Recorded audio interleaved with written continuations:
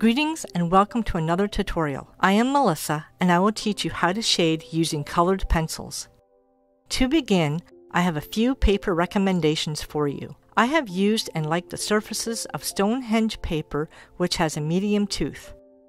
I have also used Pastel Matte and Canson Bristol Vellum. For this tutorial, I'm going to use Strathmore Bristol Vellum.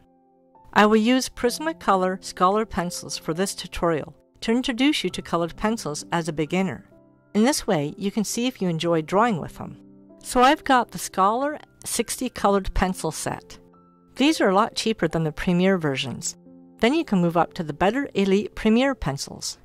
Let's start by using a crimson red colored pencil. You will see how I have sharpened it. I like my pencils sharp to get into the tooth of the paper. This method is called a circular stroke. I draw elongated circular strokes that overlap to become tight. I use this method when shading smooth layers, especially skin tones. I will rotate my pencil every so often that I'm not constantly shading on one side. Let's speed up these segments to prevent boredom and better understand how the shading comes together. You'll see that my pencil is on an angle rather than horizontal, which would cause it to skip over the paper. As I shade, the ends are rounded. I shade with elongated strokes, not lifting my pencil each time, but only when I rotate it. Now to slow it back down. I will always go back over any areas that I have missed or need more coverage. Don't worry if you go outside the lines. They're just there as guides. The key to shading with this method is to achieve a smooth shade without developing overlapped rows of shading. This is what you want to avoid. With practice, the shading will become easier and more natural to you. Take a sky blue pencil as we shade using the linear stroke method. This method involves stroking in small lines. I lift my pencil each time I lay down a stroke.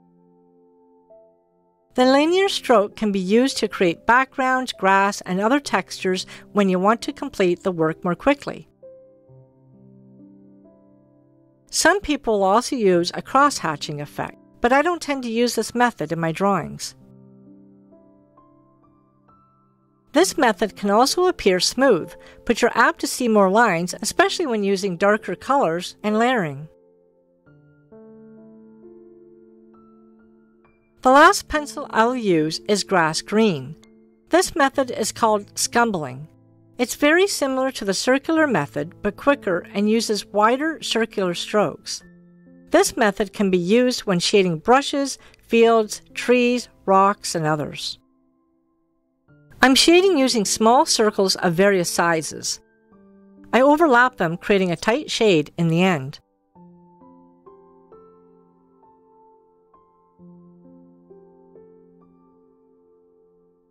Now, practice shading using 4 different pressures with an orange-colored pencil. Hold your hand a bit back on the pencil. You don't want to grip it. Lightly touch the pencil to the paper and shade using the circular stroke method. Do you see how light the shading is? This is called feather shading, which shows a very light shade of the used color. Notice how I'm not shading in rows. Remember, you want to avoid doing this.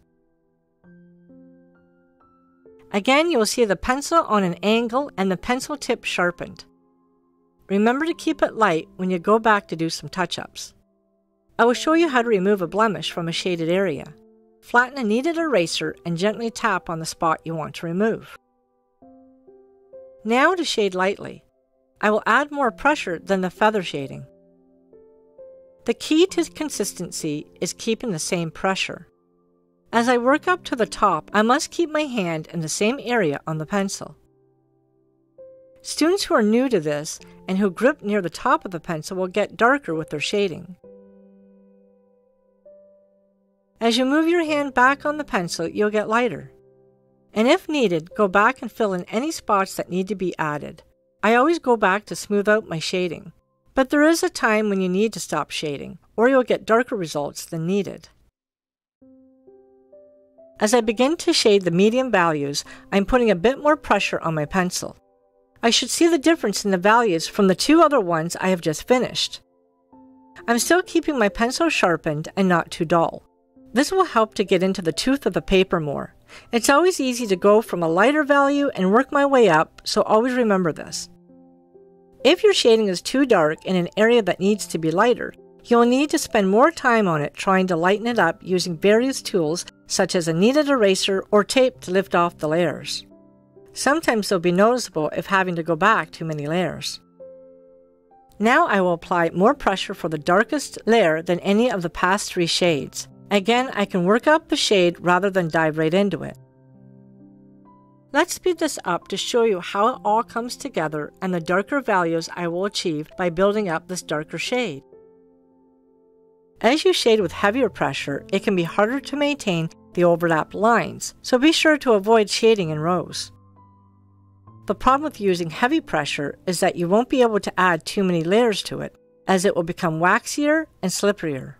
I will rotate my pencil every so often so I don't wear down one side of it. The easy part of building up a darker shade is that you can go over it repeatedly without going overboard. It's okay that my pencil isn't as sharp when shading darker. This is because I'm pushing the pencil into the tooth of the paper with added pressure.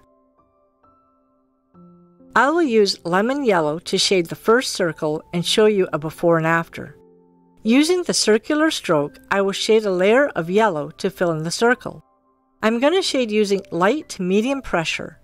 I don't want the layer to be too dark. So here's the first circle using a yellow value. Now add the same lemon yellow to the second circle before adding a layer of blue to it.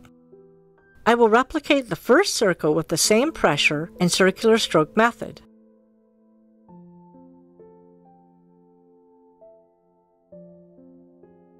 Now to add another layer to the yellow, I will add a sharpened permanent blue colored pencil value. I get my hand into position, having it a bit back from the tip of the pencil so that I'm not adding too much pressure. I start with a feather pressure and then gradually build up to a light pressure. If you understand color theory, you'll see that adding yellow and blue together will give us a light green value. Of course, using more pressure with a different blue can provide us with an entirely different shade. When shading skin tones, I could easily add up to 5 to 10 different shades to it. Keep the pressure and shade consistent throughout. However, your pressures may vary frequently depending on shadow or light areas. Notice the smoothness of the layers. Let's move on to the next exercise using Crimson Red. I'm going to shade the first circle using the circular method with medium pressure. You'll see how I am diving in with the darker shading. You will find that colored pencil artists all have their own styles and techniques, so it's important for you to experiment too. A tip about burnishing is to never burnish anything until you have all the colors down, because it will be nearly impossible to lift up the colors and go back, as it pushes down all the tooth in the paper. And just like the first set of circles, I'm going to shade the second circle the same shade as the first one using Crimson Red, so using the same medium pressure too. Shade it all in to replicate the first red circle. Once you've achieved the desired color intensity, use a light colored or colorless blender pencil to smooth out the colors, creating a polished, shiny effect. You can see how the shades match each other before I proceed to the next step of burnishing. With the second red circle, I'm going to burnish it using a lighter colored pencil, light peach. Burnishing is applying a light layer of color to an existing shade. You can also use a colorless blender pencil that has no color in it. Gradually build up layers, increasing the pressure as you go. With the added pressure, you push the red and peach into the paper's tooth, creating a more dense value. Experiment with different pressure levels and pencil angles to achieve a variety of effects. Remember, burnishing with colored pencils is a slow process that requires patience and gradual layering. The more time you spend building the layers, the more vibrant your final piece will be. As we did with the previous set of circles, I will begin this first circle by applying a sharpened black pencil, gradually building up to a medium to heavy pressure.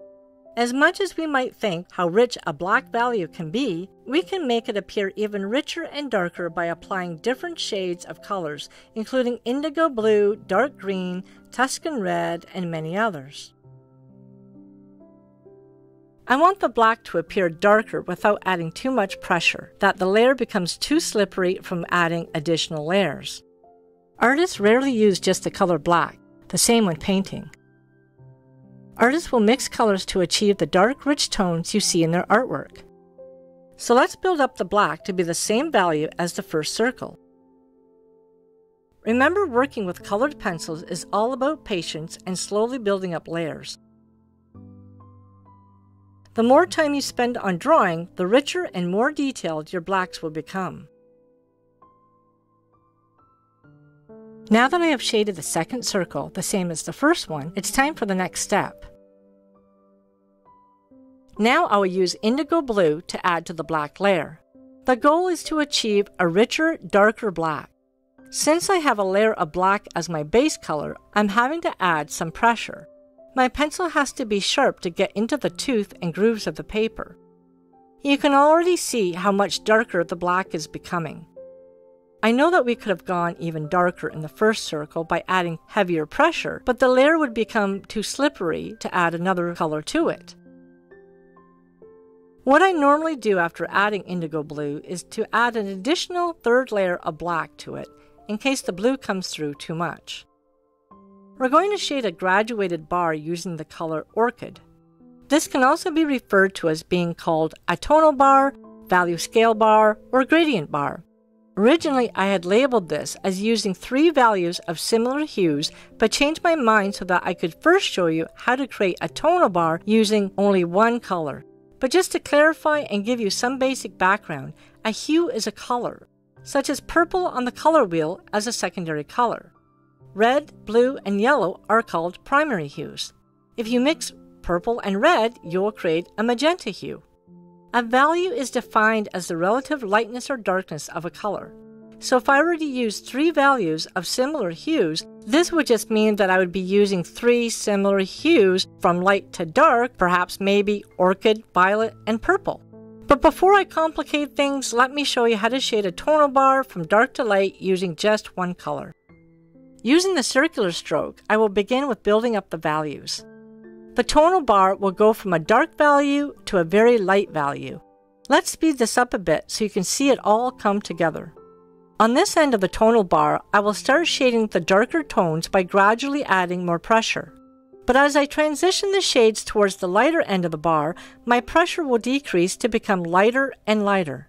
So in other words, I'm transitioning from heavy pressure to feather pressure.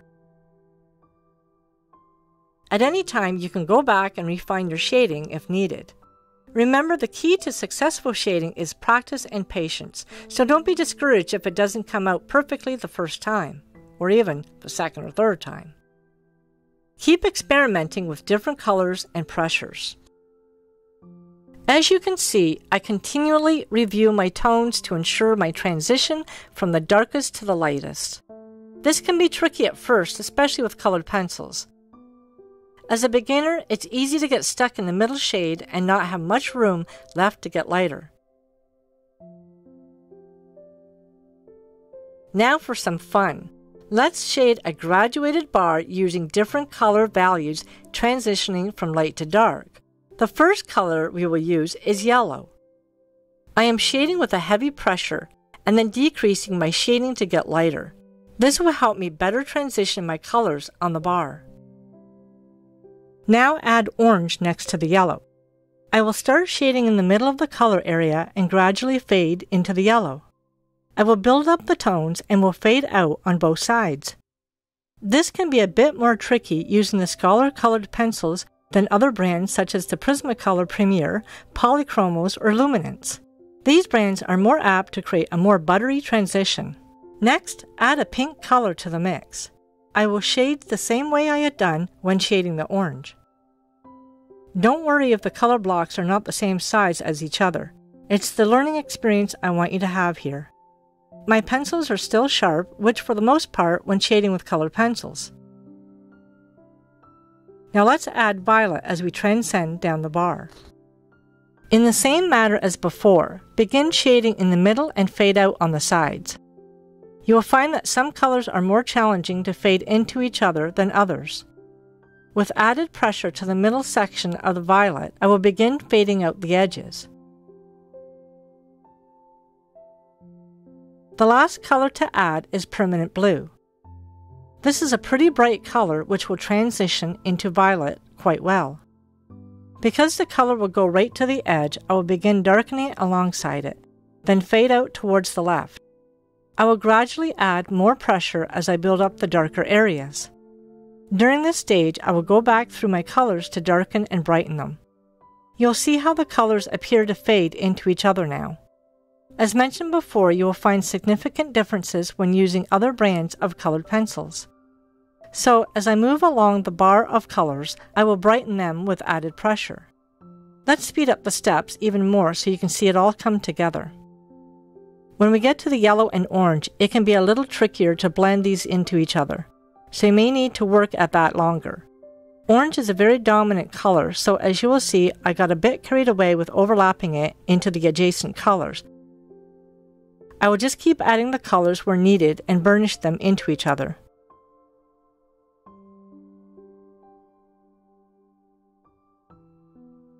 You can also burnish the final layer using a colorless blender. I have to put added pressure on them as I push the colors into each other and into the tooth of the paper. The tooth will become flattened, creating a slippery, waxy surface. So there you have it. I hope you enjoyed this tutorial on how to shade using colored pencils.